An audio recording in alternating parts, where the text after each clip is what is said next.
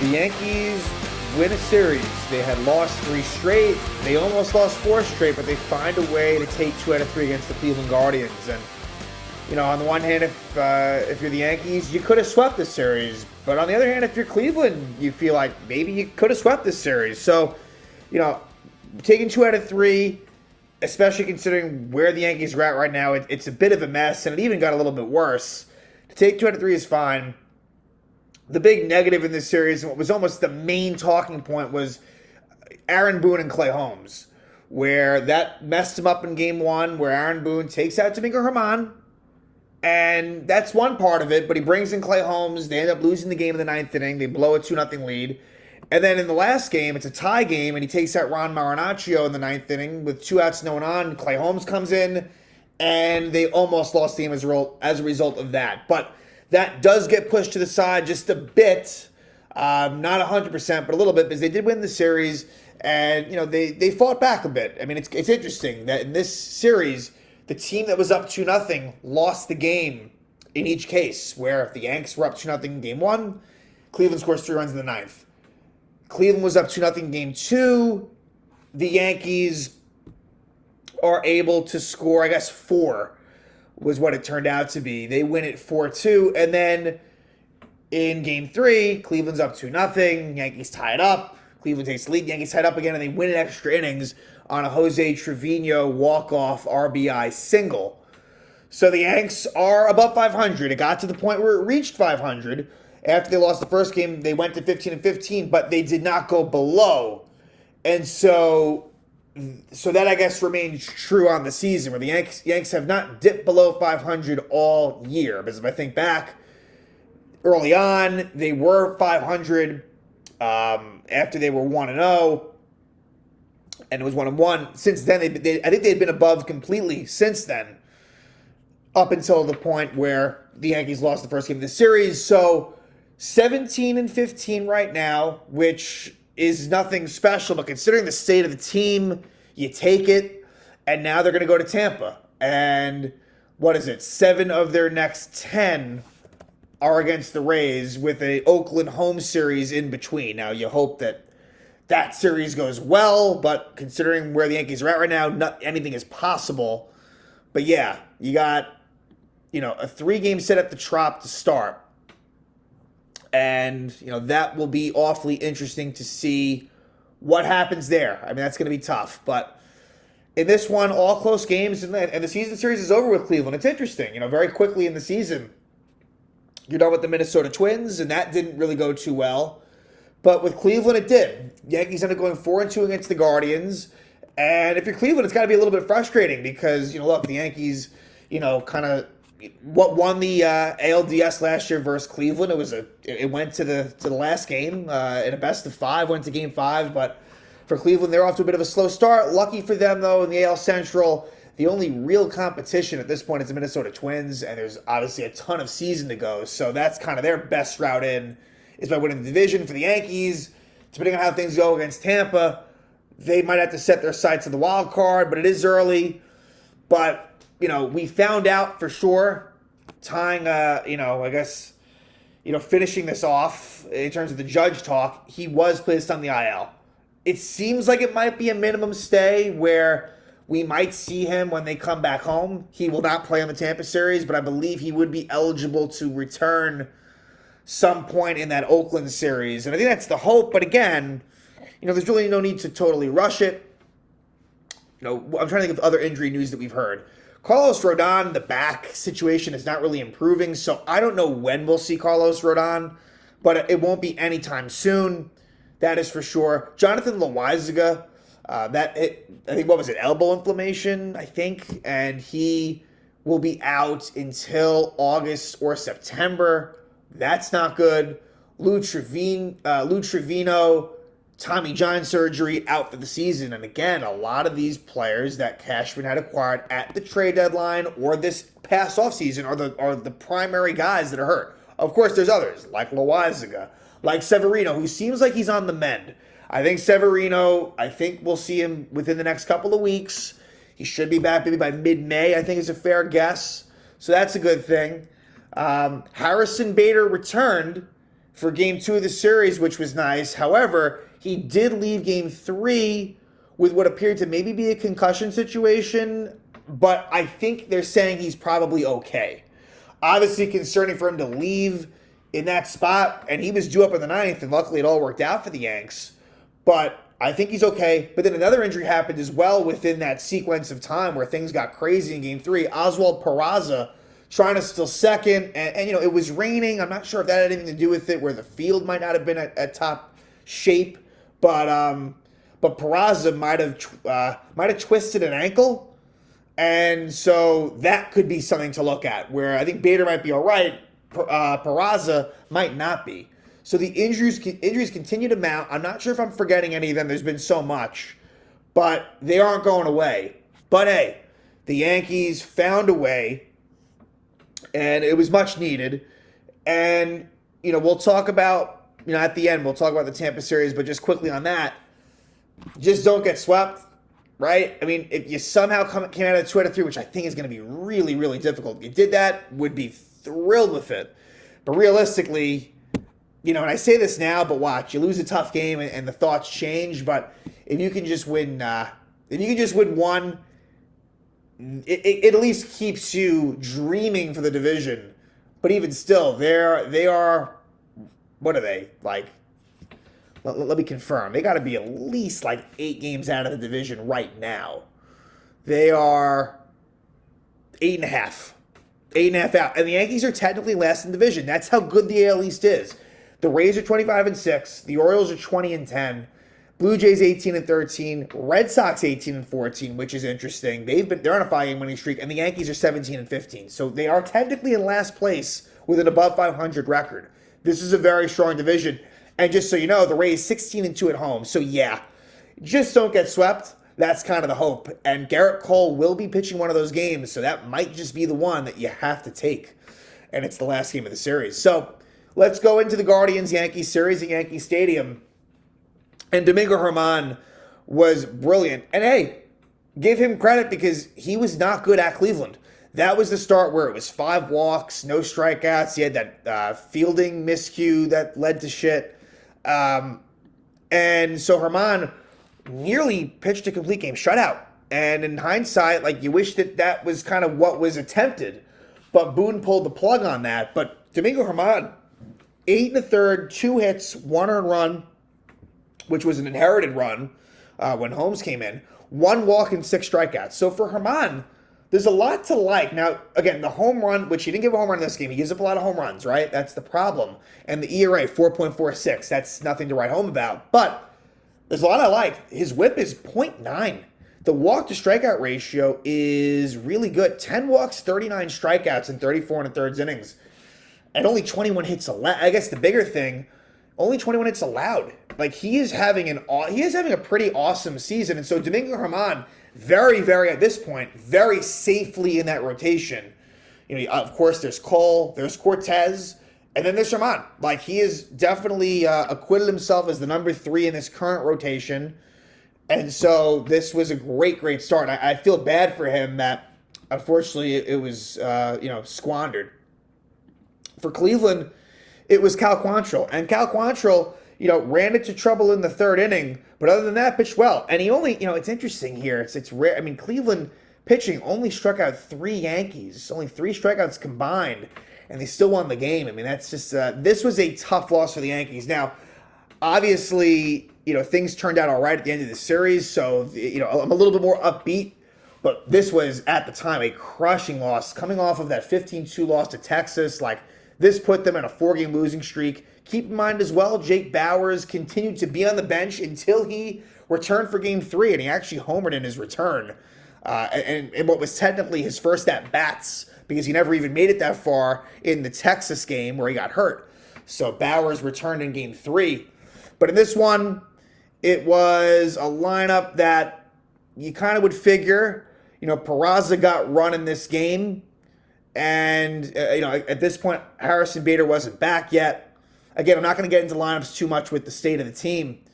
But for the Yanks, it's scoreless early. But in the 3rd, they get on the board. And it's Jose Trevino who homers. And, I remember I was talking about Trevino versus Higashioka. Well, we're back to, for me, Trevino is ahead of Higgy offensively, but as far as how it lays out, I think it really is mostly to do with, who is the pitcher, and I guess there hasn't been that much consistency because I know that we've had Herman with Higashioka, and Cole with Trevino seems to be a constant, but again, it'll probably be 60-40 Trevino. Either way, Trevi homers, a deep home run, gives Yanks a 1-0 lead. Then it's a 2-out rally. Rizzo walks, Glaber singles, and DJ LeMahieu with an RBI single. So for DJ, the runners in scoring, the 2-outs, runners in scoring position stuff is back.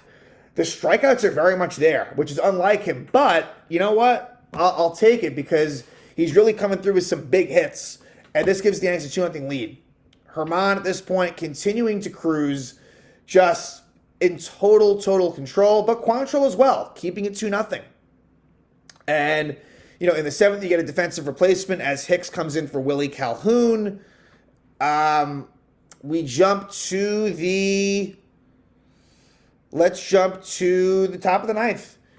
Herman's still in there. And at this point, he's at probably, 83, 84 pitches, low 80s to start the inning. Miles Straw strikes out, and then Steven Kwan singles, and that was all for Herman. And, if you're going to take out Herman, that's fine. But for me, bring in Michael King. Michael King, who was fantastic in Game 2 of the series, he has a role that is a multi-inning role. It's different than what it was last year when he was healthy, where you would see King pitch back-to-back days. It was, sure, would he give you more than 3 outs? He would, but it was a little bit different. Now, King is not really available. King was up earlier in the game, but then once it got to the 9th, it was Clay Holmes. And I just think Boone needs to wean himself off of Clay Holmes. It is a major problem. This guy is not getting it done. He's not, and there's a lot of good arms in this pen, honestly. There really are. Let's think about it for a second. King has been phenomenal lately. Ron Marinaccio is really good. Wandy is Wandy, right? And Wandy comes in this game, and Wandy's not been totally sharp lately, but still, he's a guy you do trust, and he is your one lefty. And then 2 unsung heroes this year, Jimmy Cordero and Ian Hamilton, have really both been excellent. So, Clay Holmes just is way too high in the pecking order. So Holmes comes on, and he makes it hard on himself because Ahmed Rosario grounds to Holmes, and he bobbles it, and it's an error. You can't have that. Holmes has to field that cleanly. So now, first and second, 1 out, Jose Ramirez singles. So now you got bases loaded, 1 out, and it is a game-tying 2-run single for Josh Naylor. And Oswaldo Cabrera in right field throws home, and in trying to get Rosario out of home, the runners advance. I guess the ball went by Trevino, and so now it becomes second and third. They bring on Wandy. So Holmes comes in, nothing goes right, and Wandy walks Josh Bell. So now it's bases loaded. He strikes out Jimenez. Lefty, gets a strikeout. And then Mike Zunino, a pretty good at-bat for Zunino, full count, and Wandy walks him. And that gives Cleveland a 3-2 lead. Just devastating. What could have been a potential Herman complete game shutout, what could have just been a win, is thrown away. And Aaron Boone is to blame, honestly. So the inning ends 3-2 as Wandy gets Oscar Gonzalez to fly out. We go to the bottom of the 9th, and Emmanuel Clase comes on, and he goes 1-2-3. Glaber ground out, LeMahieu ground out, and then Aaron Hicks is a lefty, just embarrassing. An ugly hack. I think it might have been full count, actually. It was, and he strikes out swinging, and Cleveland wins. And this is kind of rock bottom for the Yanks at this point. So they drop to 500, 15-15, but they would show some resilience and, win a couple of gritty games in Game 2 and 3. Now, Game 2, you have the pitching matchup edge, but it didn't start out all that great. You have Tanner Bybee, the rookie, making his second start for Cleveland, and then Garrett calling him out for the Yanks. And Cole continues to just be consistent. And for Cole, in this game, you know what? Didn't quite have it, but the line still looks pretty good. 6 innings, 5 hits, 2 earned runs, 3 walks, 8 strikeouts. Still really solid stuff. But I think he would admit, it wasn't all there. But he was able to give them, good enough length. It only gives it the 2 runs, and his ERA right now increases to 1.35 in the season. And I believe the Yankees remain undefeated in Cole starts. I believe so. At most, they would have 1 loss if that were the case. So for the Yanks, it's a slow start, for sure. And for Cleveland, they get to Cole, and Volpe got robbed in the first inning. This was a good game for Anthony Volpe. Definitely kind of the offensive star of this game, I would say. But we go to the third. Mind you, Harrison Bader making his season debut in this game. It's a one-out single for Rosario, then a single for Ramirez, and with first and second one out, Garrett Cole's nemesis, Josh Naylor, who, has been a thorn on the Yankees' side at times, gets an RBI double, gives Cleveland a 1-0 lead. Then Josh Bell walks, and then you have a bases-loaded one-out spot for Andres Gimenez.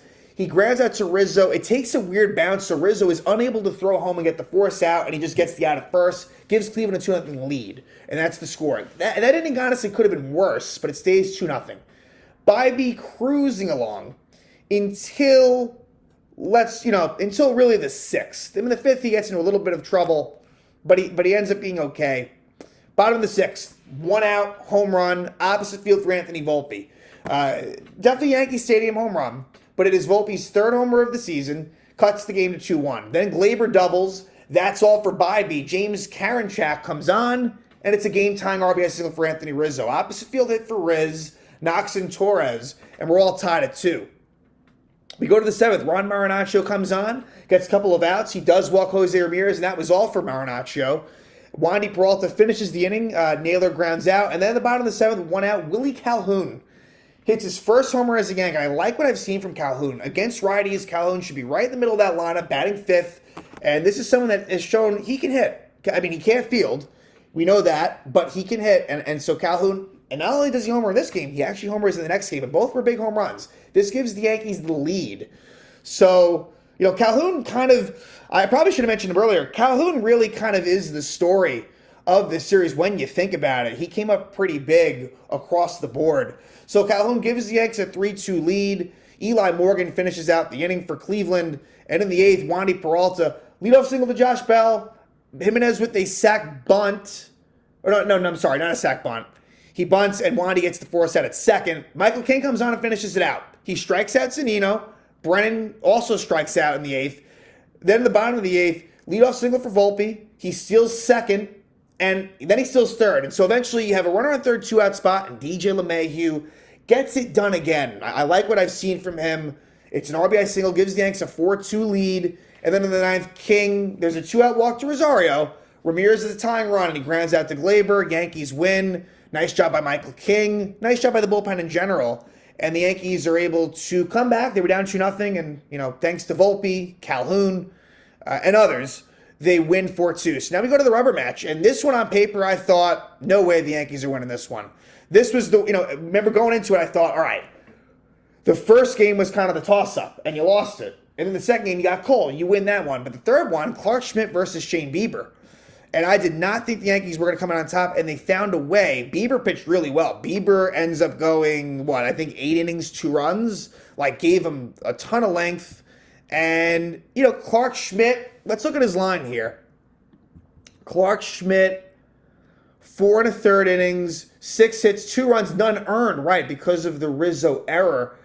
2 walks, 4 strikeouts. So didn't go deep, and honestly, it wasn't pretty, but look, for him, not bad, obviously. I'm not going to complain too much with it. Look, to me, Clark Schmidt is the number 5 for sure. I have more faith in Johnny Brito between the two, but hey, Clark Schmidt kept him in the game, and the Yankees found a way to win, and then the bullpen really did a nice job, except really for Clay Holmes. But in this one, for the Yanks, they had their struggles versus Bieber. And the Guardians get on the board early. Now, what could have been a double play to start doesn't happen. So Gleyber Torres is not called for an error, but he should have been. With 1 out, Rosario hits a ground ball. Volpe to Torres to Rizzo. It's a high throw by Gleyber. Now, Rizzo dropped it, but I put more of the blame on Gleyber. But you can't assume a double play, which is a stupid rule, and so there's no error. But then Ramirez reaches on an actual error by Rizzo. So the fielding definitely was not good. Then Naylor strikes out. So the inning should have been over, but it continues, and Josh Bell gets an RBI single, and then Andres Gimenez gets an RBI single. So what's annoying with Schmidt is that he wasn't able to overcome the issues, but at the same time, he probably should have been out of it. So it's 2-0 Cleveland. Then, again, Bieber pitching really, really well for a while here. Jake Bauers getting his first at-bats in the regular season for the Yanks finally, and that would prove to be beneficial. In the fifth, Ian Hamilton comes on to replace Clark Schmidt, and then in the bottom of the fifth, Willie Calhoun homers again. So he homered the last game, homers here, makes it 2-1, and then with one out, Jake Bauers, in his first home game as a Yank, again, and essentially what was really his first game, it's hard to count that other one, he homers against his former team, and so it's 2-2. Ian Hamilton pitches the sixth inning. Again, Hamilton has really been very good. Then Jimmy Cordero comes on in the seventh. He goes 1-2-3. He does give up a leadoff hit in the eighth. Marinaccio comes on and is able to get the job done and not make that single by Rosario matter. In the bottom of the eighth, the Yankees have a chance. Conor Falefa singles, steals second. Higashioka, bad job. He was not able to bunt, but no harm, no foul. Higgy flies out to left, and Conor Falefa moves over to third. Volpe's up, and with a runner on third, one out. I would have kind of liked maybe a bunt here, a squeeze play. It doesn't happen. Volpe hits it pretty hard to third, and they get the out at home. Conor Falefa's thrown it at home, so a missed opportunity. Volpe does move to second on a balk, or I guess it was actually a disengagement violation. And unfortunately, Gleyber does fly out, so it doesn't matter. The Yankees don't score. We move to the ninth. Marinaccio's still in and does a nice job. He gets the 2 outs. Now, to be fair to Boone, even though I disagree with it, Marinaccio had pitched the day before, and that probably went into it. Marinaccio was at 23 pitches in this game, and they go to Clay Holmes. You got to let Marinaccio at least face Miles Straw. Holmes comes on, and Miles Straw doubles. Now, it was hit pretty well. Conor Falefa, I think, might have lost it in the lights. Like, it was a play that Conor Falefa could have maybe made, but didn't. And so for Holmes, it wasn't as if he got, beaten around completely, but hey, man, you're known for the ground ball or get a strikeout. So Oscar Gonzalez pinch hits for Cam Gallagher, and Oscar Gonzalez, who has had very clutch moments for the Guardians, does it again. He kind of dunks a single in, and it was a collision between Bader and Conor Falefa, which has Bader leave the game. I think Conor Falefa's knee went into Bader's head, and Bader was shaken up, left the game. I think he'll be okay, but hey, you never know. But Cleveland takes a 3-2 lead. And just not good. Holmes is able to avoid any further trouble. And so it's 3-2. We go to the bottom ninth, and you're thinking, all right, Yankees are going to lose. But the Yankees get to Emmanuel Clase, which they've done at times. They did it earlier this year in a tie game. They did it last year at Yankee Stadium where he blew a save. And Anthony Rizzo starts it off. Rizzo with the single. Then they pinch run Peraza. And look, Peraza was dead to rights because Peraza slips and hurts his ankle, but Cleveland couldn't get it done. It was kind of a sloppy exchange between Zunino to, I think, Jimenez, and Peraza is safe. And then Peraza leaves the game. Hicks pinch runs for Peraza. LeMahieu with a good piece of hitting. He hits it the other way. Runner on third, one out for Willie Calhoun. And Calhoun is able to get an opposite field game-time RBI single. So Willie really is kind of the hero of this series in a lot of ways. Ties it up. And then Cabrera, who came in when Bader got hurt, grounds into a double play, so the inning is over. We go to the 10th, and Albert Abreu. Holmes out of the game right there. They go to Abreu, and he does a nice job with the runner on second. He strikes out Rosario, then intentionally walk Ramirez, and Gleyber Torres makes a great play on a Josh Naylor double play. He snags it, and it's a 4-6-3 double play. We go to the bottom of the 10th. Trevor Stephan comes on, the former Yankee prospect who's done really well for Cleveland the last few years, picked up in the Rule 5 draft. Jake Bauers with a leadoff walk. Conor Falefa bunts. A successful bunt, second and third, one out, and the Yanks pinch hit Trevino for Higgy, which was the right move. And Jose Trevino has really been one of the clutchest Yankees since he's been here. And he's had a ton of walk-offs, and he has another one. And I got worried because, you want to get that sac fly early in that bat. It doesn't happen, but eventually, with 2 strikes, he's able to get an RBI single to win the game and win the series. It was a roller coaster, a crazy finish. And all 3 of these Cleveland Yankee games have just been, except there was one game this year where the Yankees blew out Cleveland. Other than that, the 5 other games were just, down to the wire, really interesting games with mostly good pitching. It was the theme, and that's kind of a Cleveland thing. But the Yankees win it. They win the series, and now they head to Tampa. And we'll see what happens. We don't yet know the Tampa probables. What I will say is this. They will not be facing Shane McClanahan, who pitched tonight, and they will not be facing Zach Eflin, who pitches tomorrow.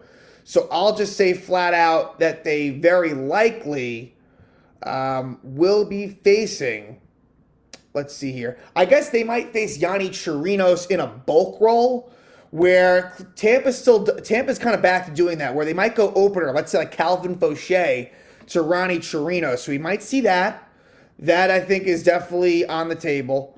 As well, the Yanks are likely to see Drew Rasmussen, who's coming off a not-so-good outing, but had been doing pretty well before that. So Rasmussen.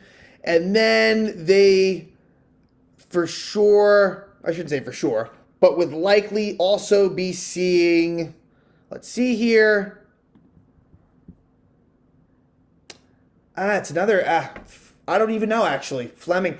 So all I'll say is that they'll see Drew Rasmussen, and then besides that, I'm not too certain. Again, Chirinos, I think you'll see, but the Yankees will avoid McClanahan for what it's worth. So, but look, Tampa pitching is good all over the place, so it honestly doesn't matter that much. And for the Yanks, it'll be Johnny Brito, Domingo Germán, and Garrett Cole. Now, originally, Garrett Cole was going to pitch versus Oakland, but Nestor Cortez came down with strep throat, and so they moved Cortez back to the Oakland series. So it kind of works out where, or maybe it won't, where the Yankees might lose anyway, and you might waste Cole. But either way, it gives you a chance. And so now Cole faces the Rays. You have to like that. I do. We'll see how it works, but that will be, those are the pitchers going for the Yanks. And this will be an interesting series. Expectations are super low. Like I said, realistically, hopefully you win a game out of the three. What would be awesome if you could take 2 out of 3? That would be a bit of a shocker, but we'll see what happens. But again, Yankees, they take 2 out of 3 from the Cleveland Guardians, and now they head to Tampa to take on the Rays.